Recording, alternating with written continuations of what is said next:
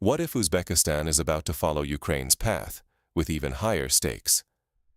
Right now, something remarkable is unfolding in Central Asia. Uzbekistan, once a cautious player, is raising its voice in ways that are drawing attention from Moscow to Beijing and beyond. President Mirziyoyev has openly declared that Uzbek culture was suppressed and its brightest minds persecuted during Soviet times. He avoided naming Russia, but his message was clear, and Moscow noticed. But is this just about correcting history? Or is there a bigger game at play? In Tashkent, history is being rewritten. Russia is no longer cast as the stabilizer that brought industry, education, and order in the 19th century. Instead, a new narrative is taking hold. Uzbekistan's progress came from its own leaders, while Russia is now the outsider, the oppressor. The rhetoric is sharper, echoing Ukraine's drift from Moscow. Talk of returning to national roots, calls for freedom from foreign influence, and even hints at reparations. Why now? Uzbekistan is uniquely vulnerable, and everyone knows it. Its economy relies on Russian fuel, remittances from millions of migrant workers, transit routes crossing Kazakhstan and Russia, and Chinese investments that keep infrastructure running. It's a delicate balance, and by invoking historical grievances, Uzbekistan is testing how much it can gain from each neighbor. But here's the risk. If Tashkent miscalculates, it could jeopardize its economic lifelines, alienate key allies, and destabilize a region where error margins are razor-thin. In this gamble, consequences could touch every household dependent on trade, migration, and security. So how did Uzbekistan reach this point? And what does this new direction mean for Central Asia? Let's break it down. To understand today's tension, we must revisit how Russian influence shaped Central Asia. For generations, Russia's presence in Uzbekistan was seen pragmatically, a mix of control, but also modernization. Railroads, universities, irrigation systems, these were seen as Russian legacies. For many, especially older generations, that era brought stability, education, and the foundations of modern industry. But something is changing in Tashkent. Recent speeches and media coverage no longer present Russia as a partner or even a benign force. Now, Russia is portrayed as a suppressor, a foreign power that stifled Uzbek identity and prosperity. Contributions once credited to Russian influence are being erased or reframed as burdens. This isn't just a subtle shift, it's a clear pivot. This rhetoric is familiar. Think of Ukraine in the years before its confrontation with Moscow. It started in textbooks, in debates, in how people discussed their past. Ukraine rewrote its historical relationship with Russia, sharpening the divide between us and them. Experts now see Uzbekistan treading a similar path. But there's a key difference. Uzbekistan's economy is deeply tied to Russia. Over 2 million Uzbeks work in Russia, sending home remittances that keep families afloat. Trade routes and energy supplies run through Russian or Kazakh territory. Even Tashkent's construction boom depends on Chinese investment, which in turn relies on regional stability. Severing ties with Russia could have immediate, severe consequences, economically and socially. So why push this new narrative? Some analysts say it's political mobilization. By simplifying history and casting Russia as the villain, the government boosts its legitimacy, especially among youth hungry for national pride and independence. Western policymakers, eager for a new partner in Central Asia, encourage this. They see Uzbekistan as a potential alternative to Ukraine. The result is a delicate game. Tashkent tries to attract Western attention and investment with a bold stance, even as it risks Moscow's ire and critical economic ties. The risk isn't just losing a trading partner. Oversimplifying history and alienating Russia could upset the fragile balance that has kept Central Asia stable. If Uzbekistan continues, repercussions could go beyond its borders, affecting millions who rely on remittances, exports, and security. But why is this happening now? What forces, inside and outside Uzbekistan, are driving this revisionism? We need to look at the shifting alliances and pressures reshaping the region. What if history is being rewritten, not just for pride, but for political leverage? In Uzbekistan, this isn't theoretical. It's shaping the country's future. Uzbekistan is in a precarious spot. It relies heavily on Russian markets.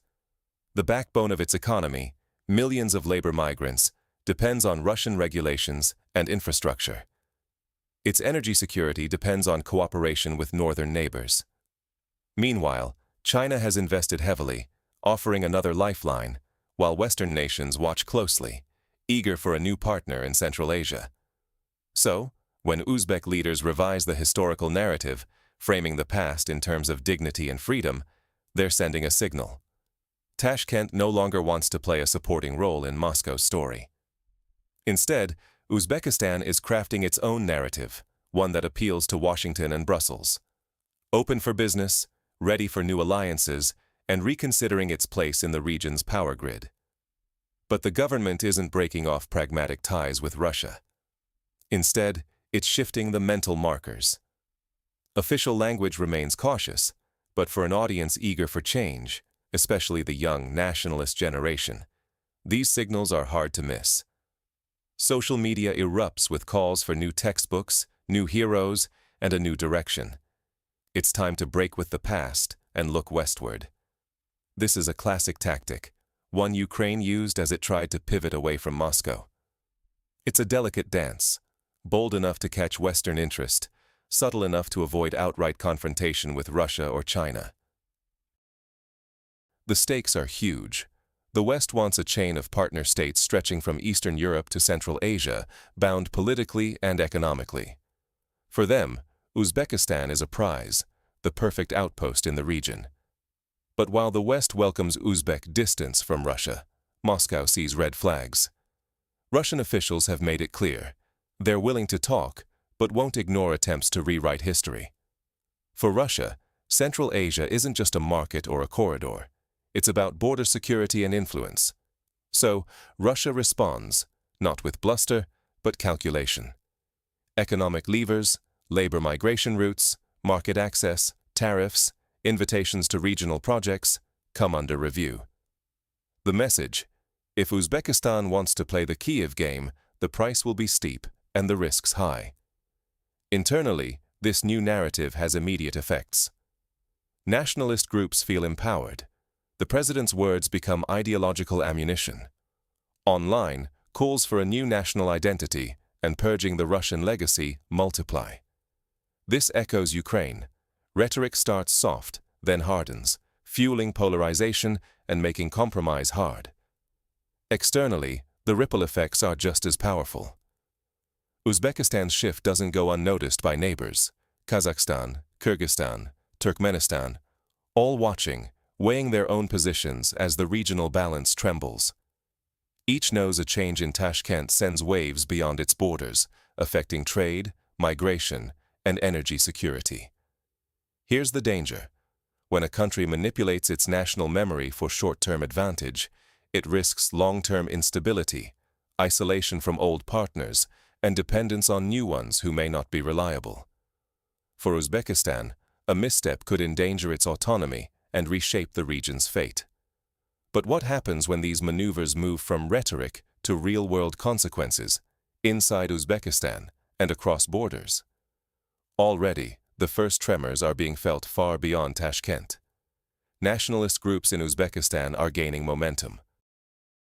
Empowered by official support for historical revisionism, they push for new narratives in museums, monuments, and schoolbooks, and seek new international partners. If this sounds familiar, it's because we've seen it before. In Ukraine's early post-Soviet years, a society re-examining its past, questioning old ties, and searching for new alliances. That nationalist surge reshaped a nation and the region. Western capitals are watching with interest. Uzbekistan is more than a distant country, it's a potential model. If Ukraine's example can be replicated, maybe other post-Soviet states can be nudged away from Moscow. Grants, investments, diplomatic overtures follow, reinforcing Tashkent's belief it can play off great powers and come out ahead. But Moscow views this differently. For Russia, talk of rewriting history in Uzbekistan isn't just pride, it's a red flag. The Kremlin knows what's at stake. Central Asia is key to its security, energy corridors, and labor market. When Uzbekistan shifts, it doesn't just destabilize one relationship. The whole region, predictable for decades, can become a new arena for geopolitical competition. That's why Russia's response isn't just words. Moscow is quietly reassessing economic ties, scrutinizing migration, reconsidering market access, and reviewing tariffs on transit and infrastructure. Uzbek workers who once relied on jobs in Russia, and Uzbek goods that once flowed freely, now face uncertainty. The message: if Tashkent follows Kiev's playbook, the price will be different. It's not just Russia and the West watching. Uzbekistan's neighbors, Kazakhstan, Kyrgyzstan, Turkmenistan, follow developments with concern. They know how these stories begin. Talk of historical injustice, debates over identity, heroic narratives of freedom. It all seems innocent, but they've seen how quickly the regional balance can collapse. If Uzbekistan fully pivots, Central Asia's delicate security system could unravel, leaving states more dependent on outsiders and with less room to maneuver. This is the real risk. Uzbekistan, seeking greater autonomy, may spark a chain reaction weakening the entire region. What began as controlling the national narrative could limit not just Uzbekistan's, but its neighbors' ability to chart independent courses. Borders could harden, economic opportunities shrink, and millions reliant on migration and trade could find themselves caught in the fallout. Uzbekistan has long benefited from being a bridge, not a wall, balancing between great powers, leveraging its position for prosperity and autonomy. But as rhetoric intensifies and policies shift, the country risks trading flexibility for brinkmanship. Tashkent hopes to walk this tightrope, extract value from both East and West, and avoid confrontation. The belief is that it's possible to challenge the Soviet legacy, embrace Western support, and still rely on Russian markets and infrastructure. But history shows that playing both sides rarely works, especially when identity becomes a political tool. Once a country demonizes its largest neighbor, it loses equal footing in negotiations. Russia recognizes these signals, and its reaction is becoming more pragmatic and forceful.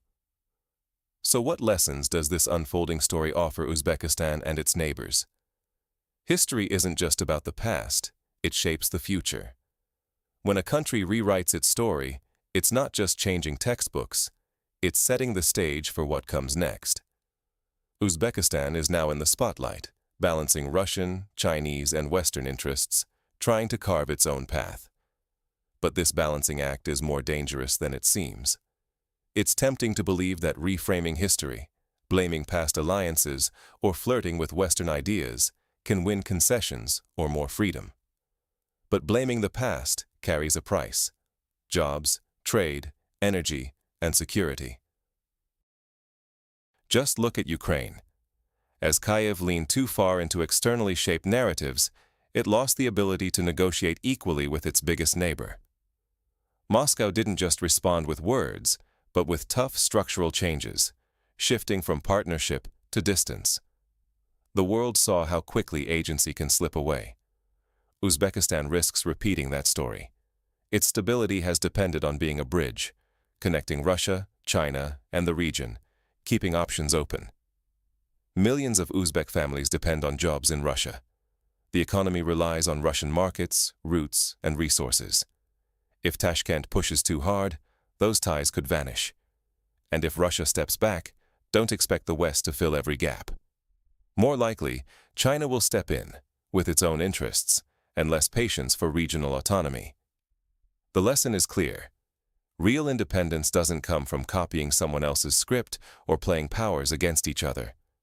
It comes from balanced sovereignty, protecting space to maneuver, without burning bridges for short-term pride. The identity game may feel empowering, but it can quickly turn Uzbekistan from regional player into a pawn.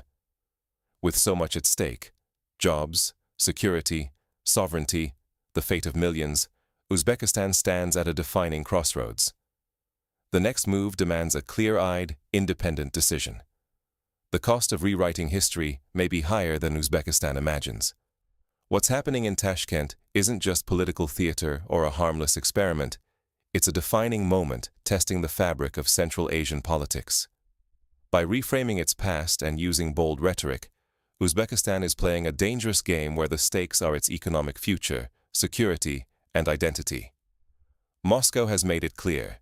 This isn't a time for loud statements and empty gestures. The era of unconditional support is over. Now, every word and move is being watched and answered, not with slogans, but with real, strategic shifts. Uzbekistan might believe it can walk Ukraine's path without the same consequences.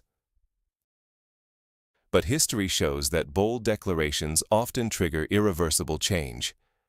The reaction ripples through Astana, Bishkek, and beyond. A new chapter is opening in Central Asia, one that doesn't begin with war, but with a battle over memory and identity. And these battles last, shaping generations, alliances, and the line between friend and rival. For Uzbekistan, the choice is stark. It can hand over its story and its fate to outsiders, letting them dictate the country's future. Or it can pause, reflect, and choose a path rooted in its own interests, preserving the space to maneuver and make sovereign decisions. The answer won't come with fireworks, but it will define Uzbekistan's destiny for decades. The future is being written now, and the pen, for better or worse, is in Uzbekistan's own hand.